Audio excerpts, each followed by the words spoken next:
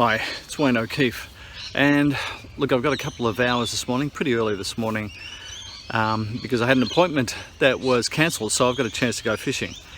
And I would not normally go fishing on a day like this.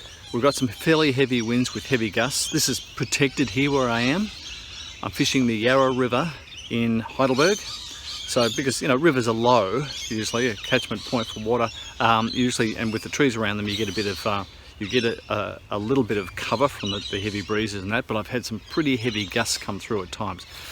That can shut the fish down. Also, we had rain overnight, and we've had a barometer that has been dropping, and now I think it's hit bottom now, which usually turns the fish off.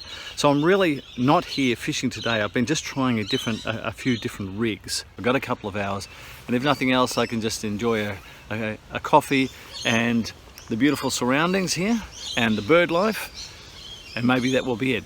Anyway, what I've done is I've set up two rods as I normally do. I've got Paternoster rigs on both. I've got two hooks on both, and I'm using a variety of baits today because I think if it's going to be a really tough fishing day, then what you've got to do is you've got to try everything. So I'm using corn, I'm using worms, I'm using spicy chicken, and I'm also using some yabby tail. What I did is a while back, in fact about 6 months ago, I was fishing in Shepparton. I caught a few yabbies, and basically I took them home and froze them because I couldn't use them at the time, but what I want to be able to do is use them when I need to, especially in this type of fresh water. I'm fishing the Yarra River in Heidelberg, so right in the burbs. The water quality here is not fantastic, and there's not a lot of fish really. There'll be carp in here, which is probably the target for me today. But even there won't be that many about, and they won't be feeding today, so I've got to stimulate them a bit. The other thing I'll do is I'll use my bite hard burley always, and there's a lot of bird life around though. I'll use my bite hard burley, but I won't cast that often. And just simply I want to get a flow of the burley into the water stream to bring the fish up. But I'm just going to enjoy the morning, enjoy the surrounds, do a couple of hours, practice my casting, check out how the baits go. Maybe catch a fish, but unlikely.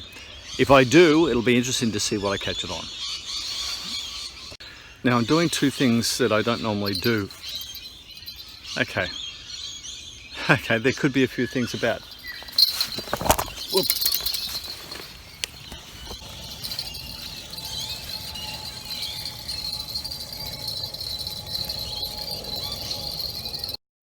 Sorry about that. How's that for timing? Now, this might have been the only bite I get, and just as I start filming.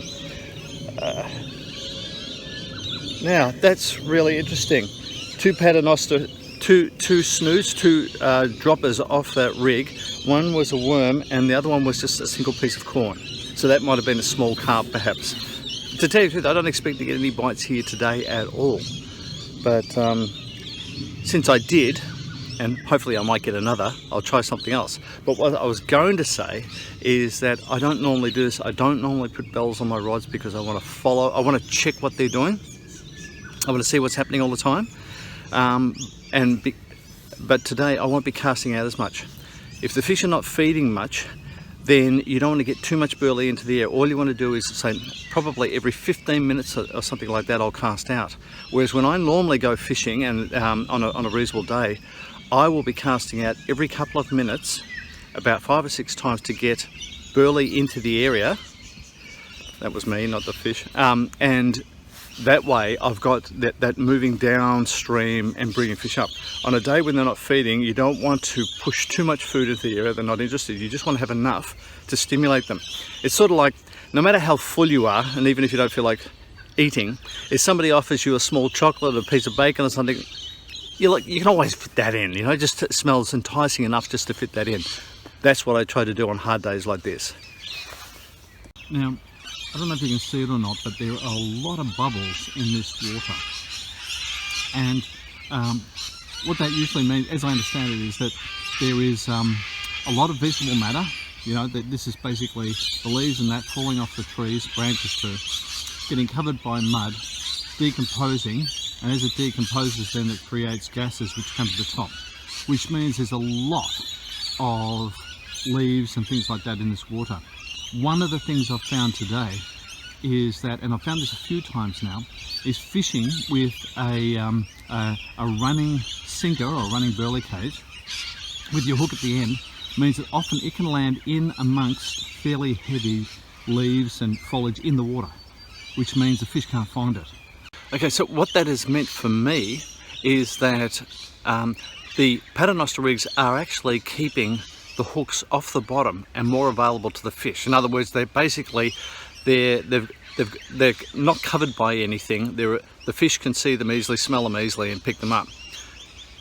Otherwise, what happens is that they're surrounded or covered or fall within all of the leaves and garbage on the bottom, and the fish don't find them. This is really important, and I think when I go fishing these days, I usually have one Paternoster rig and one running rig so that I can check which one is working well.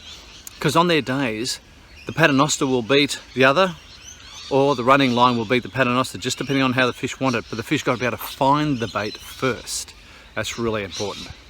Well, I did not expect this. Thank you, Bureau of Meteorology.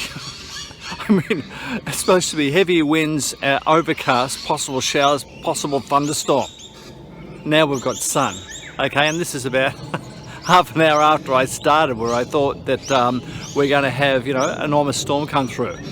Now I'm going to have to check the barometer now to see if there's any changes here. It probably won't improve that quickly, but it could make a difference today. And I'm going to have to stop filming. Have a look at this. I just wound in. This is one of my 60-gram burley cages, so it does drag on the bottom a bit. As I reeled that in, it collected some of the garbage that is on the bottom. So that's amazing, because it is showing that's full of little bits of broken leaf and branch matter and stuff. It's showing you some of the stuff on the bottom which would often cover your bait, and that's why the Paternoster rigs are working so well. This is heavy enough that when I actually tighten up, it pulls those two snoods that I've got there off the bottom,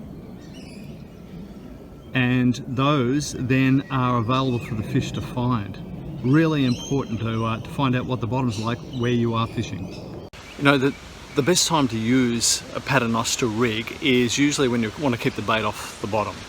So when you're fishing conditions like this, where there's a lot of foliage and rubbish on the bottom, and you might hide your hooks and therefore the fish can't find your bait, that's one time.